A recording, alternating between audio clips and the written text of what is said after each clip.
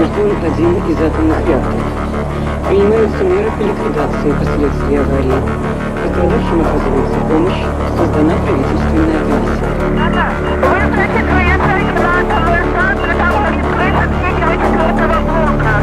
Все вы знаете, недавно нас постигла беда. Авария на Челябинской атомной электростанции.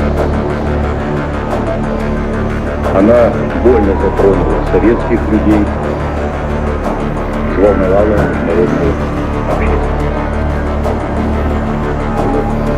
Мы впервые реально столкнулись с такой грозной силой, какой является ядерная энергия, вышедшая из